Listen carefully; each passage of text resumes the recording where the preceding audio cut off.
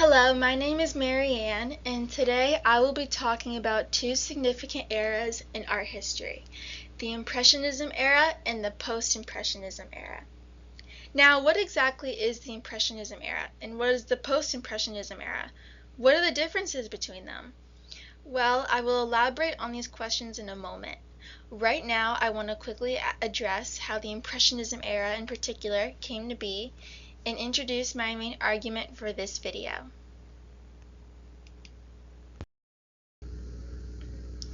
Between the years 1800 and 1900, European cities such as Paris experienced a major increase in population. For example, in Paris, the number of citizens grew from 500,000 citizens to 2,700,000 citizens. It was then in the year 1870 when a new era of art was created. This new era of art was called the Impressionism era, which art historians have often characterized as an art movement where painters strive to include fleeting moments and instantaneity and spontaneity in their artworks. But that's not all the Impressionism era was about. My main argument for this video is that with the increase in population in Paris, France, causing citizens to live a more chaotic lifestyle, Impressionist artists strive to not only include fleeting moments of light and color in their paintings, but also strive to depict moments in their paintings that reflected the society that they lived in. Now I want to introduce the Impressionist artists who are the most well known and share a little information about a few of them in their artworks. The first artist I will talk about is Claude Monet.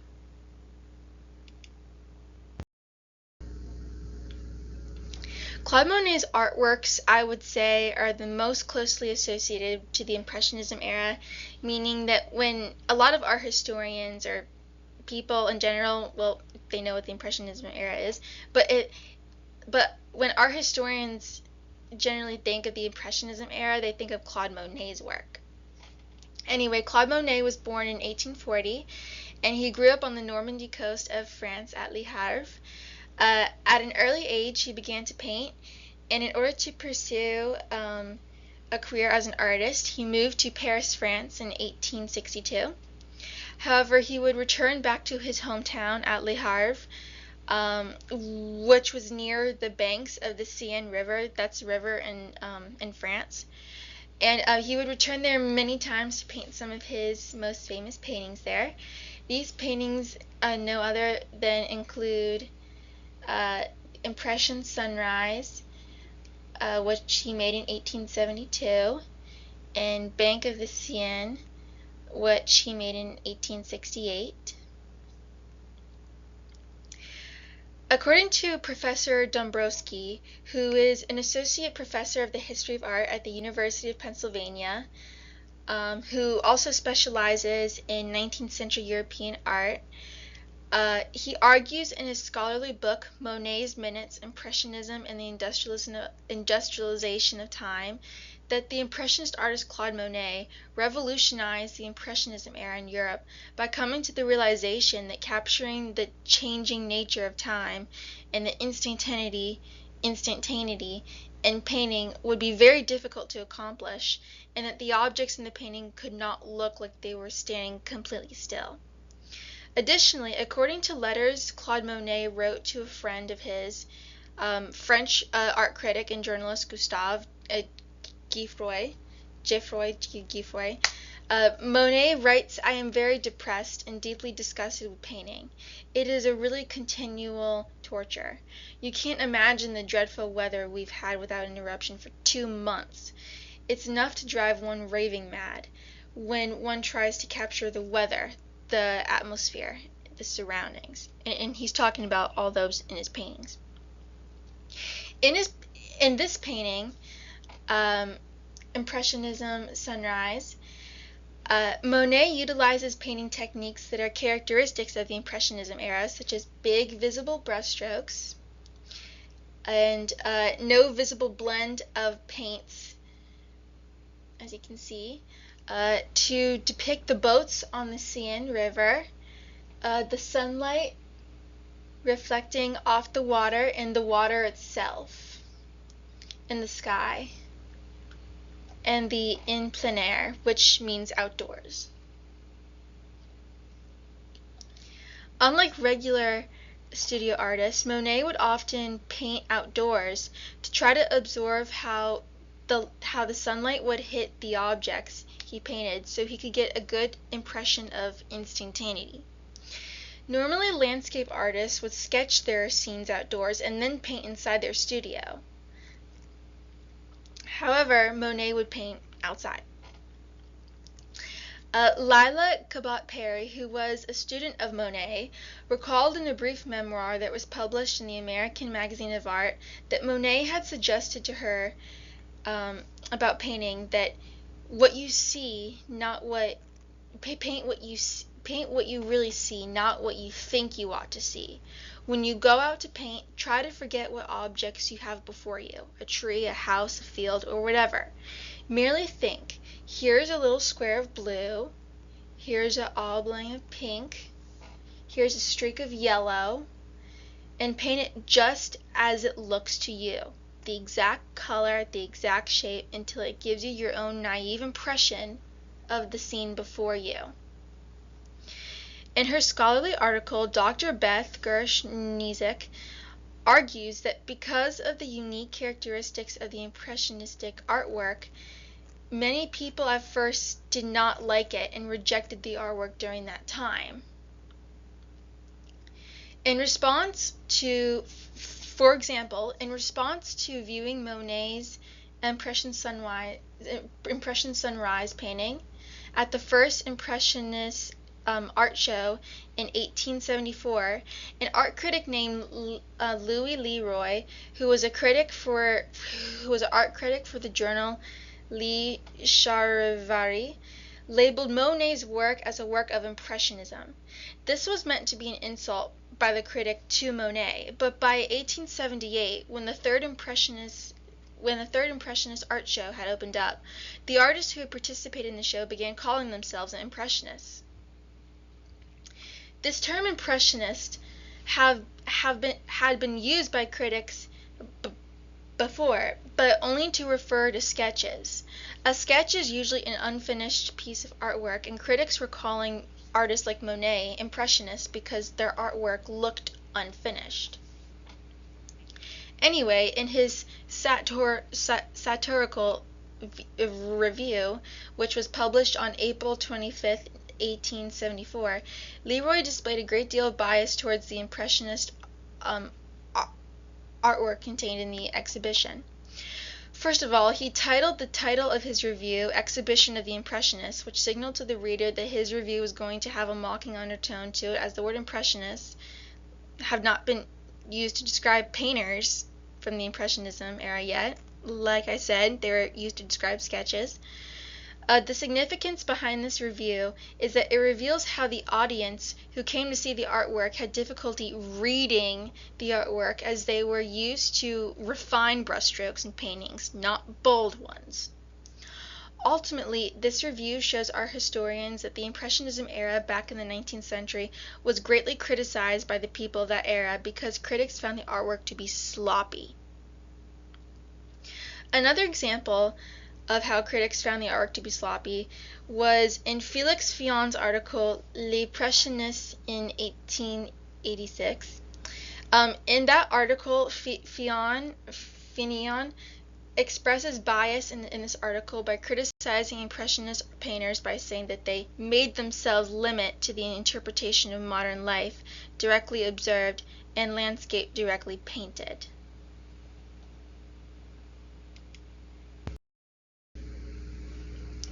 While Monet and other Impressionist artists are also well known for their landscape paintings, Monet and other Impressionist artists also depicted city life in Paris, as seen in these two paintings right here. These two Claude Monet paintings.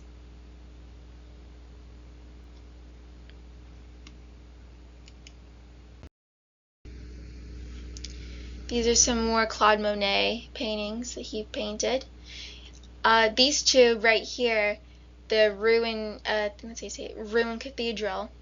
Claude Monet actually painted 30 paintings of the same cathedral, just with each painting showing the same subject but in different lighting.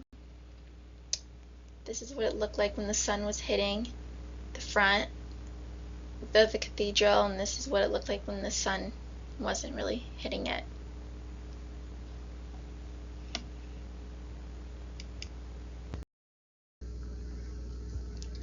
Another Impressionist artist, Gustave Caillebotte. This is one of his famous artworks. It depicts a scene in Paris when everything, and this after everything in Paris was remodeled and rebuilt and redesigned in 1842. And the reason why in 1842 everything in Paris was like, not everything, but why they built more buildings and stuff and they remodeled and they designed everything is because, as I mentioned earlier, the population immensely grew. So they built more buildings so more people could live there. And this painting does a good job showing that. And while this painting does not show big visible brushstrokes, like that's a main characteristic of the Impressionism era, this painting is still considered an Impressionist piece of work because of how it depicts everyday life.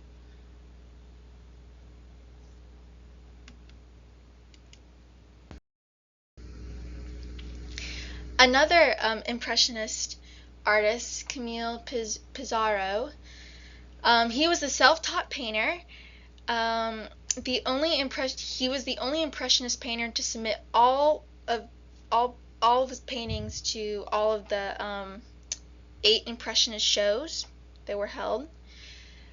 And he was born in the Danish West Indies, and in 1855 he moved to Paris and began using the streets of Paris for scenes in his paintings, as seen both of these paintings right here.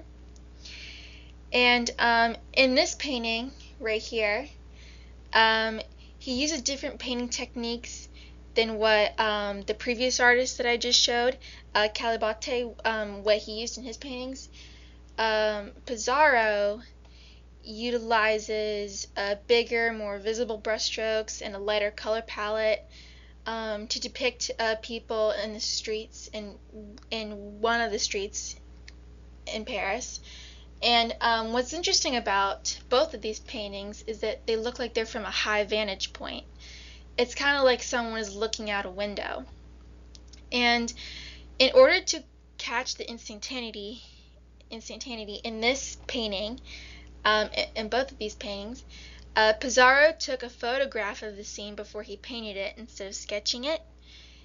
Well, obviously he sketched it, but he took a photograph of the scene, different photographs of the scene, and then he painted it. And this was a practice that actually a lot of Impressionist artists performed, but Monet did not.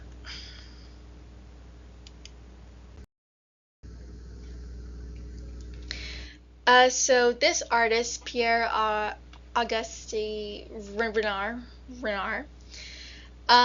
this painting right here depicts Parisians dancing and having fun at a dance club. Parisians, I think, yeah. Renard he experimented with shade and light and sunlight in this painting, as you can see right here. These little spots of light and then shade in the trees. And this painting is also considered an Impressionist painting because of how his visible brushstrokes, how blurred the painting is, and also how it depicts everyday life.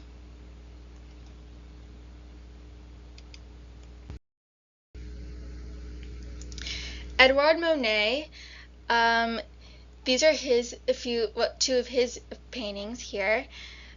He was good friends actually with Claude Monet, who he painted right here, and he learned a lot about Impressionism from Monet despite being way older than him.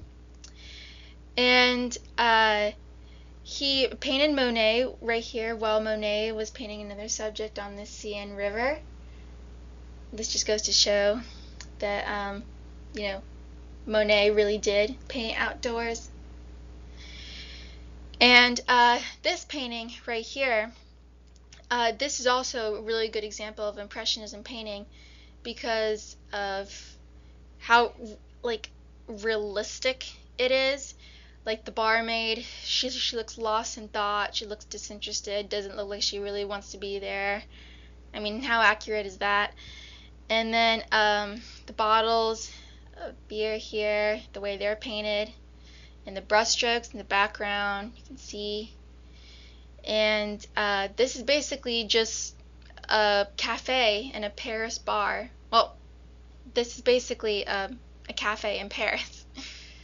And what's really interesting about this painting is that how the reflection is severely off. Like you can see her reflection here, but realistically her reflection would be back right here. And the guy right here, it's theorized that like the way we see the painting is through his eyes. And realistically speaking, he would also be like his reflection would be back here, not around there. Another Impressionist artist, Edgar Degas, he loved painting, like depicting scenes of ballet in his paintings. Ballet was one of his favorite subjects for painting, and he was just fascinated with the body movement, and he wanted to depict that in his paintings. And mainly he focused on ballerinas who were training to become ballerinas for the Paris Opera. And so, unlike Monet, Degas did not prioritize light and atmosphere in his paintings. Instead, he prioritized subjects more. And he also, well, what I mean by that is that he prioritized painting his subjects more inside. That's what I meant. Instead of outdoors, he chose to paint more indoors. And he also liked to show like his paintings from really unusual angles. And he also would leave a lot of space in his paintings too. He was known for that.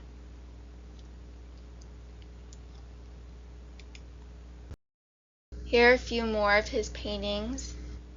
You can see ballerinas. Ballerinas.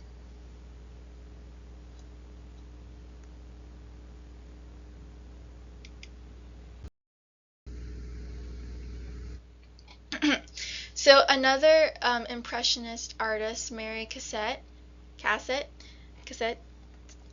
she was a strong advocate for women's rights. Because she was a woman, she could not very easily go to cafes in Paris with her other male friends who were also artists. So because of this, her main subjects for her paintings were usually women and children. And you can see that here with this painting.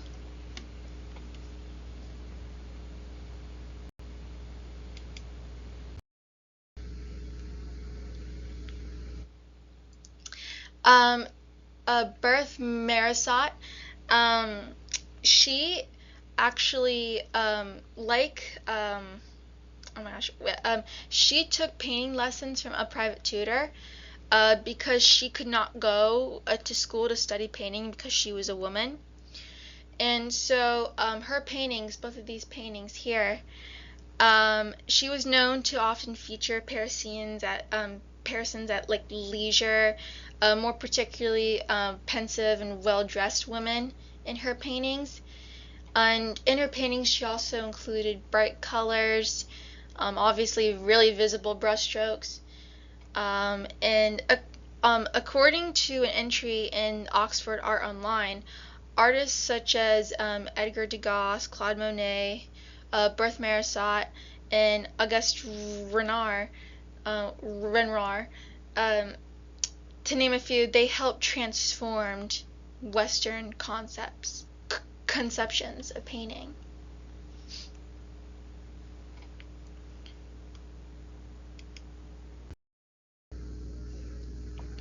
Now it's time to review some post-impressionist artists. The post-impressionism era is characterized as the era in art history where artists followed the same principles as the impressionism era, such as with the visible brushstrokes and the capturing fleeting moments and brief moments in time with light and color. But with the post-impressionism era, they added more uniqueness and expression into how they showed a brief moment in time, like a fleeting moment. And in more detail, according to a book written by Paul Signac, who was one of the important figures of the Neo-Impressionism movement, which is a movement within the Post-Impressionism era. Signac describes the Impressionism era as a palette composed solely of pure colors approximating those of the solar spectrum, mixture of colors on the palette, an optical mixture of brushstrokes of comma-like or swept-over form, and a technique depending on instinct and the inspiration of the movement. He also describes Neo-Impressionism as the same palette as Impressionism, but with optical mixture of colors. According to an article written by James Voorhees, who is an art historian who specializes in modern and contemporary art called Post-Impressionism, that's the title of his article, Post-Impressionism, Voorhees argues that post-impressionist artists had radically independent styles and were dedicated to creating unique ways of artistic expression.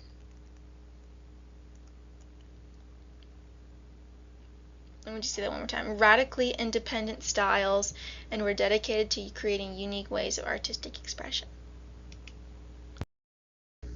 So the first post-impressionist artist I'm going to talk about, Hahi Surat. In the beginning, well, not in the beginning, in the 19th century, people and artists began to look at color in paintings differently. And so in this particular painting right here, which you can recognize from Ferris Bueller's Day Off, this painting, Surat utilizes a color system that he invented called pointillism. It's pointillism is where an artist applies color to their canvas using tiny dots of paint. If you look really closely, you can definitely see it. And this is another great example of everyday life painting, how impressionist and post-impressionist artists depicted everyday scenes in their everyday life scenes in their paintings. This is another great example.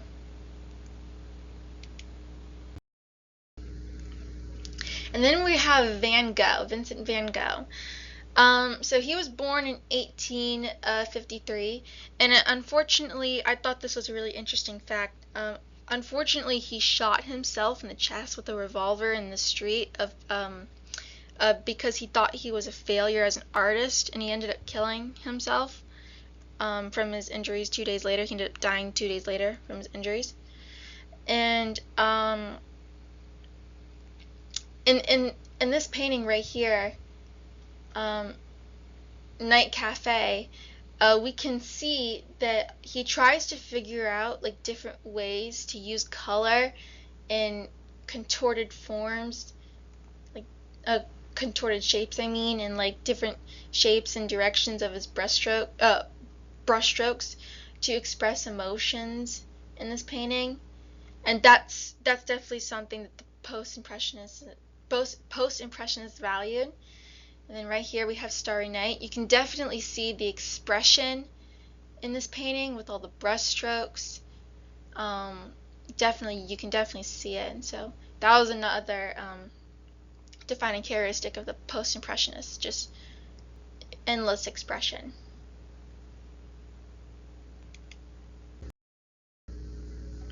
Then we have Paul Gauguin. He was inspired by Japanese artwork, stained glass, and cloisonné enamels.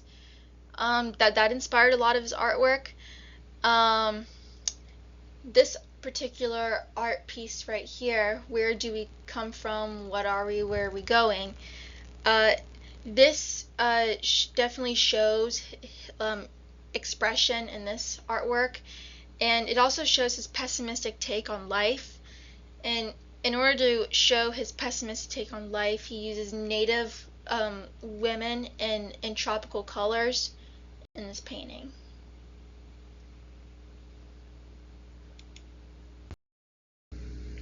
And last but not least, we have Paul Cézanne. He was also known to do still lifes. Basket of apples. He was known to do still lifes. And as you can see, the brush strokes. And then definitely here, this landscape painting, you can definitely see the brush strokes. He uses thick brush strokes to create a blaring image of a landscape.